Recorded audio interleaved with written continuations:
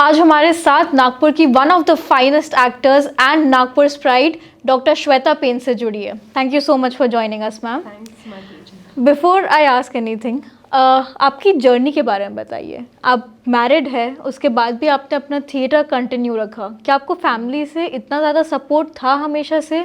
Was it always a dream कि आप acting करो? हाँ, खैर जब सबसे पहले तो बहुत बहुत शुक्रिया मुझे यहाँ पर बुलाने के लिए, आपसे बात करने का मौका मिल रहा है. I am very happy. शादी के बाद दृष्टि, जो आपने पूछा कि मैरिज के बाद भी मैंने कंटिन्यू रखी एक्टिंग, तो सपोर्ट कैसा था.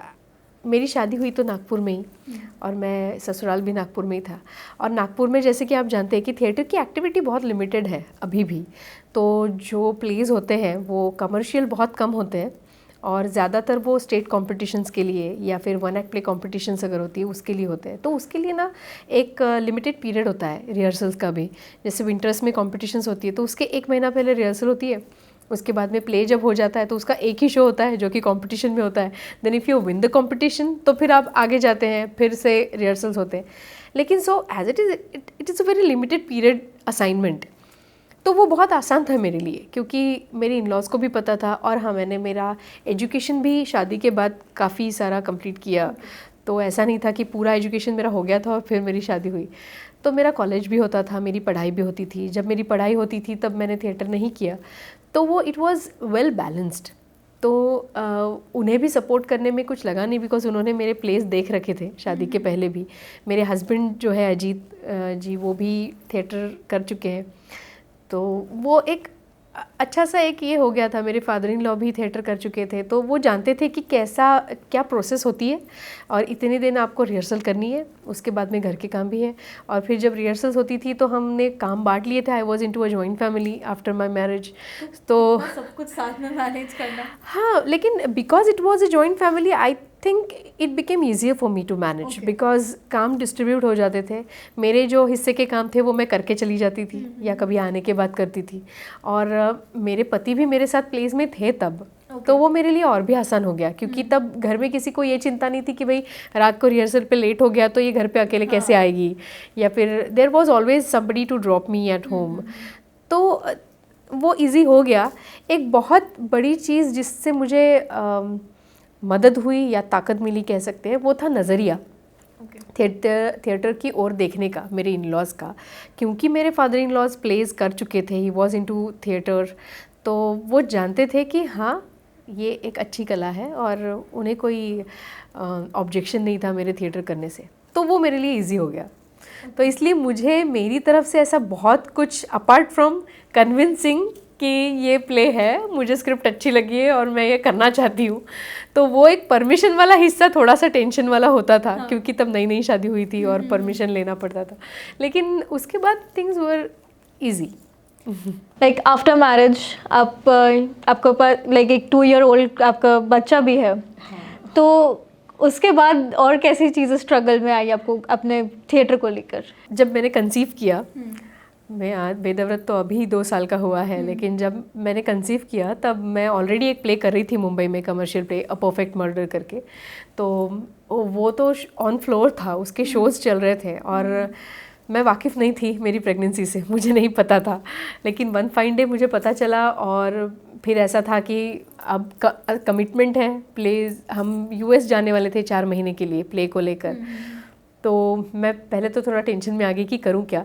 लेकिन आई थिंक स्टेज ही हमें वो ताकत देता है कि आप हर सिचुएशन में वो शोज़ अच्छे से कर सकते हो.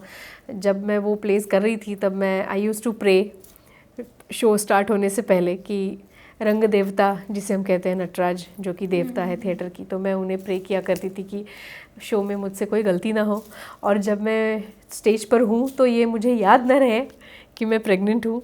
और वो याद रहने की वजह से मैं अपने काम में कहीं कोई कमी ना रखूँ. तो आप मेरे बच्चे का ख्याल अब आप रखिए, मुझे बस मेरी कला प्रस्तुत करने दीजिए. तो ये इस तरह की मेरी प्रेयर होती थी. और ऐसे करते करते जब तक I was into my 6th month of pregnancy मैंने वो शोज़ किए परफेक्ट मर्डर के, एंड देन मैंने वो बंद किया था. उसके बाद में मैंने अच्छा खासा एक गैप लिया हुआ है अभी एक्टिंग से, बिकॉज माई बेबी नीड्स मी. और मार्च में तो इन नवंबर आई डिलीवर्ड एंड मार्च में तो कोविड आ गया, सो ही वॉज जस्ट 4 months। तो तब से तो सब कुछ बंद ही है, कुछ एक्टिविटी भी नहीं हो पाई। हाँ, अब जब मैंने काम शुरू किया है थोड़ा थोड़ा तो मुझे मेरे हस्बैंड का सपोर्ट बहुत मिल रहा है, और सिर्फ हस्बैंड का ही नहीं, मेरे बेबी का सपोर्ट भी बहुत मिल रहा है। He is such a cooperative baby because वो मेरे साथ पेट में ही 6 महीने तक शोज कर चुका है, तो शायद उसे वो सब पता है कि कैसे होता है थिएटर क्या है, वो शायद उस चीज़ को जानता है कहीं ना कहीं, because I believe in those vibes. So maybe he has it in him and he cooperates me, because मैं उसे उसके डैडी के पास रख के मैं 3 दिन बाहर जाकर शूट भी करके आई हूँ। अच्छा। तो अभी तो धीरे धीरे मैं थोड़ा सा अंदाज़ा लेने की कोशिश कर रही हूँ कि वो कितना मैनेज कर पा रहा है मेरे बगैर। और हमारी सारी फैमिली है नागपुर में, हम तीनों ही वहाँ पे रहते हैं मुंबई में, और अभी तो हेल्प वगैरह भी मैं नहीं रखना चाहती उसके लिए। मैं चाहती हूँ कि मैं ही उसका ख्याल रखूँ जहाँ तक हो सके, बीइंग अ मदर। तो हो रही है चीज़ें manage. It's just a matter of understanding दृष्टि कि हाँ, ये जस्ट हम दोनों में का आपस का अंडरस्टैंडिंग है शायद, मेरे हस्बैंड के बीच का, कि वो जानते हैं कि वो शायद मेरे कहे बगैर ही पढ़ लेते हैं कि अब इसे इच्छा है कि ये प्रोजेक्ट ये करना चाहती है, तो मैं उनसे पूछूं उसके पहले ही वो बोल देते हैं कि तुम चली जाओ, मैं देख लेता हूँ इसकी तरफ। और वो भी फोटोग्राफर है, तो कभी उनकी असाइनमेंट्स होती है तो मैं इसका ख्याल रख लेती हूँ। सो इट्स वो बैलेंसिंग अपने आप हो जाता है। It's just a matter of understanding. Ma'am, आप मुंबई में रहते हैं, मतलब Mumbai is considered as a city of dreams, and बहुत सारे लोग उधर अपना एक्टिंग का ड्रीम परस्यू करने आते हैं। मुंबई और इफ़ नागपुर को कंपेयर करें तो हाउ इज़ थिएटर इतना different in Mumbai as compared to Nagpur, and क्या अभी आपने रिसेंटली में नागपुर में कोई थिएटर में चेंज देखा है?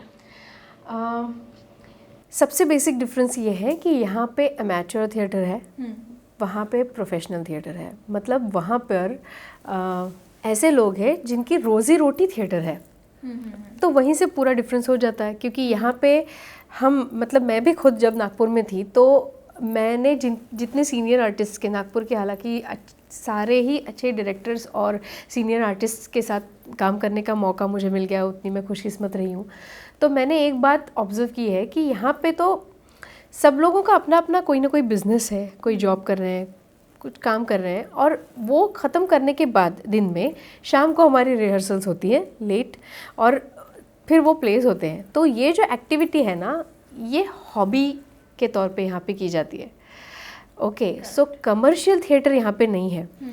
जब कोई चीज़ कमर्शियल है, जैसे मैंने नागपुर में जितने भी प्लेस किए, तब हमने किसी भी प्ले के लिए चार्ज नहीं किया था। It was for your own, मज़े के लिए करते थे, पैशन था, मज़ा आता था। थिएटर करना है तो मतलब सेट्स भी लग रहे हैं तो घर की चीज़ें जा रही हैं, सेट उससे सज रहा है, ऐसी बात थी। तो वहाँ पे ये चीज़ नहीं है ना, वो पूरा प्रोफेशनल थिएटर है। वहाँ पे कमर्शियल प्लेज होते हैं।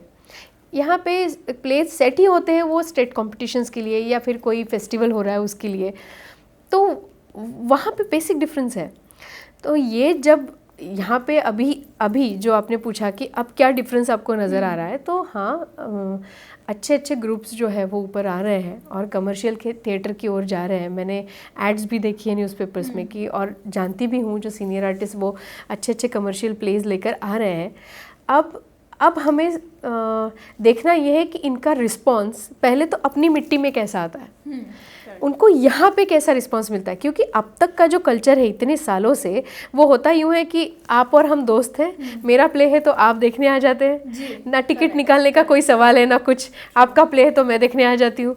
तो अगर कमर्शियल कोई अगर कल को आप एक प्ले लेकर आती हैं कि हाँ दृष्टि का एक ये प्ले है, ये ना तो किसी स्टेट कॉम्पिटिशन में है, ना तो ये किसी फेस्टिवल का हिस्सा है, ये कमर्शियल प्ले है, तो भाई मेरा ये काम बनता है कि मैं उसका टिकट काट कर वो देखने आऊँ, तभी आप कमर्शियली अप हो पाएंगे। तो ये प्रयास जो है वो शुरू हो चुका है नागपुर में। कई सारे लोग इसको करने की कोशिश कर रहे हैं। अब उसको, इस प्रयास को सफल बनाने का काम ऑडियंस का है कि आप फ़ोन करके ये ना बोले कि भाई मेरे लिए 2 पास रख दे। पास क्यों रखें, टिकट निकालो यार और प्ले देखने जाओ। वो कमर्शियल है, बंदा वो पैसे खर्च करके कर रहा है, और जो स्टेज कर रहा है उनकी ये जिम्मेदारी बनती है कि अगर कोई 200, 300, 400 रुपए का टिकट निकाल के देखने के लिए आ रहे हैं तो आपका प्रोडक्शन वैल्यू भी वो होना चाहिए। flawless, technically flawless, acting wise superb. You should give the audience a wonderful wholesome experience, ताकि उन्हें वो रिपेंट ना हो कि यार इस 200 रुपये का मैं कुछ और खा लेता होटल में, खाना खा लेता या ड्रेस ले लेता, शर्ट ले लेता तो अच्छा होता। तो ये दूतरफा मेरे ख्याल से जिम्मेदारी अब हो गई है कि करने वाले की भी, और ये चेंज आ रहा है, ये अभी इसकी शुरुआत हुई है। हाँ, और धीरे धीरे होगा, लेकिन मुंबई में ये कई सालों से है, तो ये बदलेगा। Let's hope for the best. आप नागपुर से जब मुंबई शिफ्ट हुए इसके अपने थिएटर के लिए, तो बीइंग फ्रॉम नागपुर जो थोड़ा कंपैरेटिवली एक स्मॉलर सिटी है मुंबई से, आपने क्या स्ट्रगल्स उधर फेस किए मुंबई में? सबसे पहली बात तो दृष्टि, मैं मुंबई शिफ्ट हुई थी वो अचानक से हो गया था मेरी ज़िंदगी में, इट वॉजंट प्लान्ड, और इसीलिए वो ऐसा बिल्कुल भी नहीं था कि मैं थिएटर करने के लिए मुंबई जा रही हूँ। मुझे अचानक से जाना पड़ा था, कुछ चेंजेस ऐसे हुए और we had to shift to Mumbai, तो देयर वर नो प्लान्स। हालांकि यहाँ पे जब भी मैं प्ले करती थी या जब भी कोई एक्टिविटी होती थी तो ज़रूर लोग ये कहते थे कि Shweta you should be in Mumbai, try it there, आप और ज़्यादा अच्छा काम कर पाओगे। तो लेकिन जब मैं गई तब ऐसा कोई ख्याल दिल में था नहीं, तो इसीलिए शायद मैं, क्योंकि वो जहन में रख कर नहीं गई थी, इसलिए मुझे अब वहाँ पे जाके स्ट्रगल करना है या हर रोज़ फ़ोन घुमाने हैं या ऐसा किसी को जाके मिलना है, ऐसा कुछ था नहीं। मैं वहाँ पर गई थी 2013 में। तो 2013 में तो ऐसा भी बहुत कल्चर नहीं था, व्हाट्सएप कल्चर या ऐसा जो आज हो गया है कि इंस्टा पे आपकी प्रोफाइल देख लेते हैं या व्हाट्सएप पे आपसे पिक्स मंगा लेते हैं। तब तो ऐसा था कि फ़ोन करके बस ये पूछा जाता था कि आपसे मिलना है तो कैसे आऊँ। लेकिन मैं सच बात बताऊँ तो वो भी मैंने नहीं किया, क्योंकि मैंने वहाँ पर जाकर भी सबसे पहले तो टीचिंग ही शुरू की थी। मैं यहाँ पे एसएफएस कॉलेज में लेक्चरशिप किया करती थी। और वहाँ जाके भी मैंने वही किया, क्योंकि मैं इंडस्ट्री में किसी को नहीं जानती थी, ना ही मेरा कोई ऐसा ये था कि वहाँ पे जाके एक्टिंग करनी है। तो पहले तो पेट का देखना था, क्योंकि मुंबई में लिविंग बहुत ज़्यादा कॉस्टली है, नागपुर जितना आसान नहीं है, you have to earn first. तो वो मेरी टॉप प्रायोरिटी थी। और उसमें फिर ऐसा होते गया, शायद वो कॉलिंग था मेरे लिए। वो कहते हैं ना, you are destined to reach a place, so you reach there, you don't have to plan for it much. तो मुझे लगता है कि मुंबई का और मेरा कनेक्शन शायद कुछ वैसा था। वो अमेंस मिल रहे थे मुझे, तो जो भी मुझसे आके कहता कि तुम्हें मुंबई में रहना चाहिए, मुंबई, ये बहुत ज़्यादा बढ़ गया था जब मेरा शिफ्टिंग हुआ।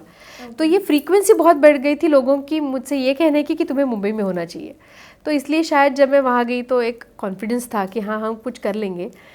अगर स्ट्रगल की बात करोगी तो वो एक्चुअल स्ट्रगल जो ये डिसाइड करके जाते हैं कि यहाँ मुझे एक्टिंग में अपना ही करना है, वो मुझे नहीं करना पड़ा, क्योंकि मैं वो तय करके नहीं गई थी। मुझे फ़ोन आया, मैंने वो प्रोजेक्ट्स किए, एक प्रोजेक्ट में से मुझे दूसरा प्रोजेक्ट मिला, अब जाके स्ट्रगल को शुरुआत हुई है, ऐसा कह सकते हैं। क्योंकि एक अच्छा खासा काम शुरू हो गया था, लेकिन मैंने बीच में ये जो ब्रेक लिया है, फिर कोविड भी आ गया है, तो ऑलरेडी काम कम हो गया इंडस्ट्री में। इतने कैरेक्टर्स भी डिज़ाइन नहीं होते, कम लोगों में काम करने की आदत हो गई है। तो अब एक्चुअली स्ट्रगल है, और वो स्ट्रगल ऐसा है कि you have to wait, patience is the key. बहुत ज़्यादा पेशेंस रखना पड़ रहा है। और मुझे लगता है कि बिगिनर से ज़्यादा पेशेंस इस स्टेज में रखना ज़रूरी हो जाता है, और डिफ़िकल्ट भी होता है, क्योंकि आप काम कर चुके हो। तो बहुत जल्दी वो इनसिक्योरिटी आने के चांसेस होते हैं कि शायद अब मैं कभी काम नहीं कर पाऊँगी, या शायद अब मुझे काम ही नहीं मिलेगा, और अगर मिलेगा तो फिर कैसे कैरेक्टर मिलेगा। तो मुझे लगता है patience is the key, wait करना चाहिए, आएगा। एंड आई ऑलवेज बिलीव्ड, जब मैं यहाँ पर भी थी, कि जो कैरेक्टर मेरे लिए लिखा है वो आएगा, चाहे मैं उसे करना चाहूँ ना करना चाहूँ, चाहे मैं फ़ोन करूँ ना करूँ, वो कैसे कैसे ट्रैवल होके मुझ तक पहुँच जाएगा। और जो कैरेक्टर दृष्टि के लिए बना है, उसे मैं कितना भी छीनने की कोशिश करूँ, चाहे मैं रोज़ ही उनके ऑफिस में क्यों ना जाकर बैठूँ, वो मुझे नहीं मिलेगा। तो ये 2-3 ये क्लियर है यहाँ से, तो इसलिए शायद तकलीफ़ कम होती है। अभी तक के youth specially in Nagpur and उनके पेरेंट्स थिएटर या फिर एक्टिंग को उनका एक मेन करियर अभी तक, मतलब उनको एक्सेप्ट करने में अभी तक थोड़ा टाइम लग रहा है। तो आपको क्यों लगता है कि ऐसा कुछ हो रहा है अभी तक के, क्यों अभी तक पेरेंट्स उसको सोचते हैं कि ये एक साइड हॉबी ही ठीक है, मेन हॉबी नहीं? क्योंकि नागपुर में उन्होंने वैसे ही थिएटर देखा है है ना। नागपुर में मैंने इंग्लिश थिएटर भी किया है, मैंने हिंदी भी किया है, मराठी तो करती ही रही हूँ। तो हमारे साथ भी जो काम करने वाले थे ना बच्चे, वो तो आप जैसे मेरे इंजीनियर ही थे। तो इंजीनियरिंग करके फिर दिन भर कॉलेज करके फिर हम प्लेस करते थे स्टेज क्राफ्ट में भी। तो देखा ही पेरेंट्स ने वही है ना, उन्होंने कभी ऐसे नहीं देखा कि बच्चे, जैसे अगर मुंबई की बात करें तो चिल्ड्रंस प्ले भी अगर है तो बच्चे घर में अपना एनवेलप लेके आते हैं, उन्हें नाइट मिल चुकी है, उन्हें they have been paid for that show, particular show. So you know the parents know that can be the source of earning. Okay, जैसे वहाँ पे शूट्स पे भी छोटे छोटे बच्चे फटाक से चाइल्ड आर्टिस्ट कास्ट हो जाते हैं, तो उन्हें अपना अपना पर डे मिलता है काम करने का।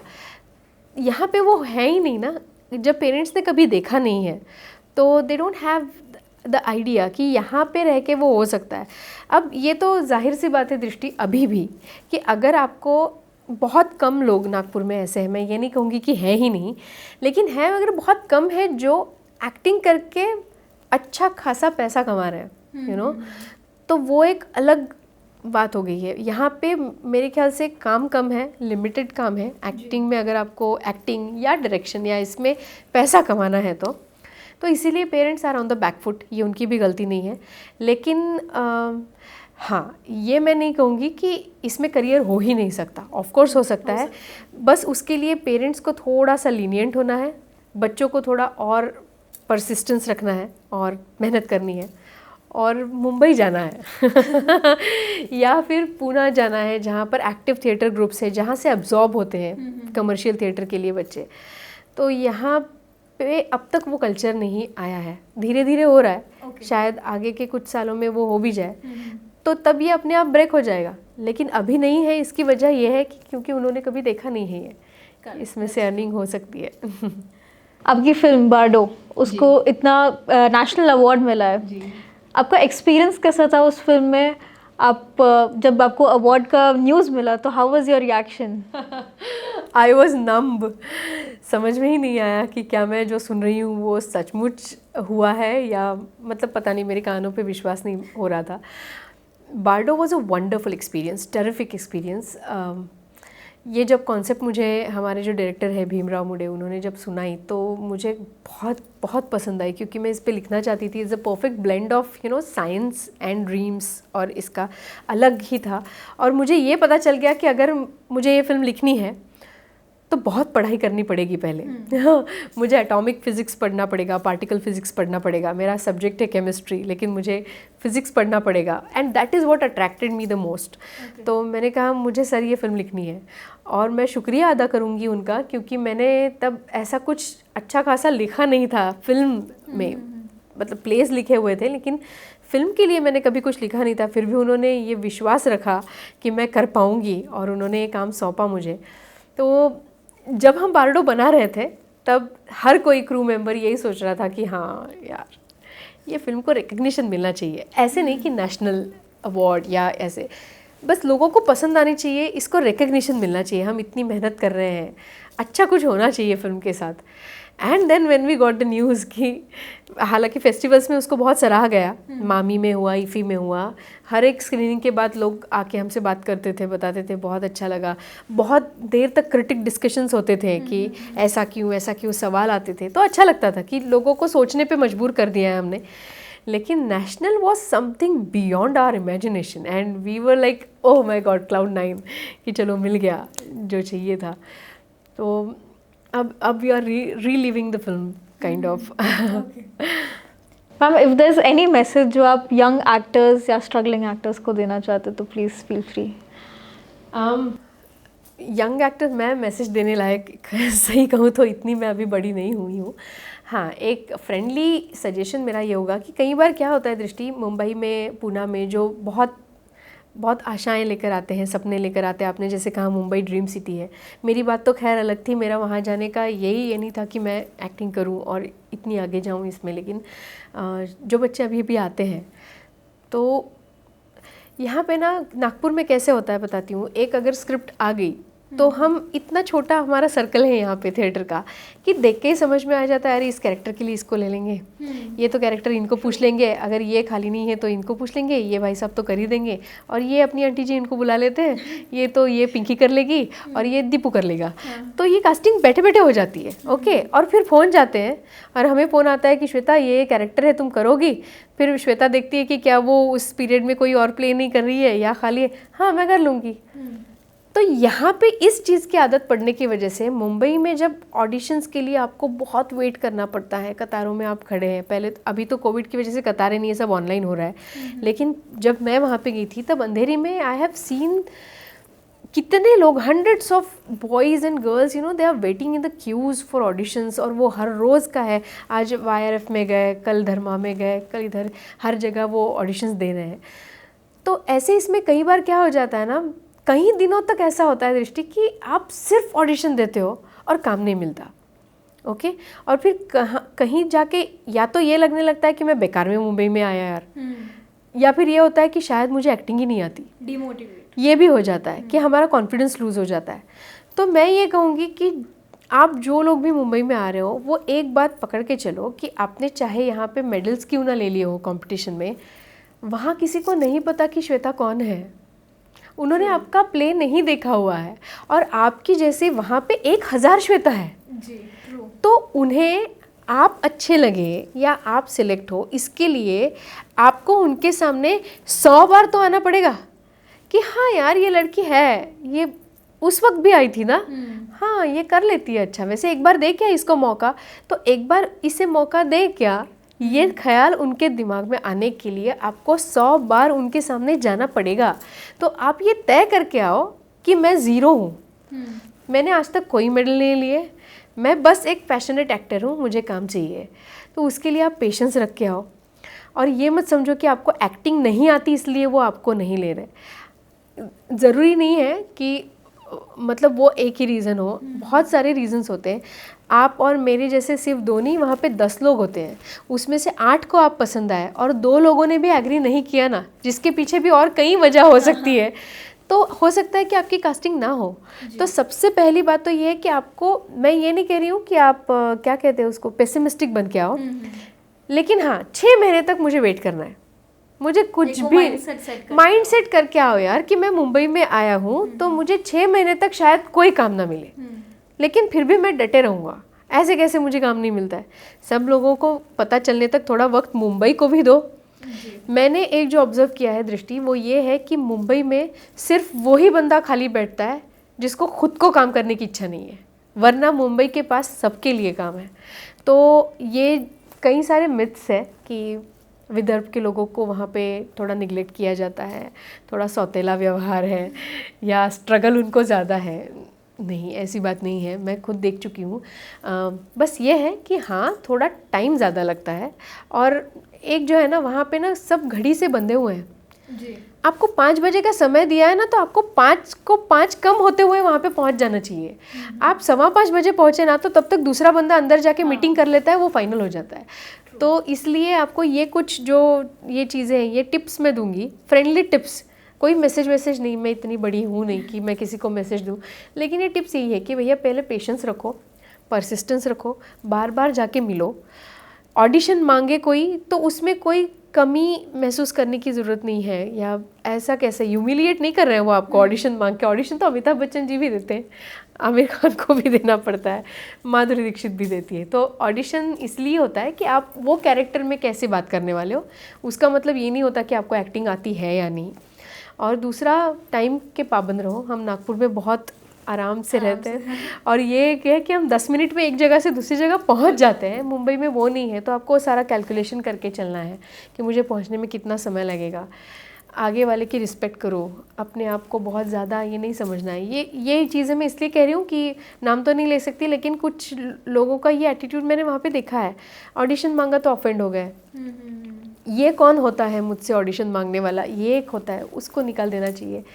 तो ये कुछ चीज़ें हम लोग कर लें, थोड़ा सा पेशेंस रख लें तो हो जाएगा सब। सबके लिए मुंबई तो ओपन आर्म्स से बैठी हुई है, टैलेंट है तो जगह मिल रही है। Thank you so much for joining us today, ma'am. Thank you. It was a pleasure having you. Thank you so much.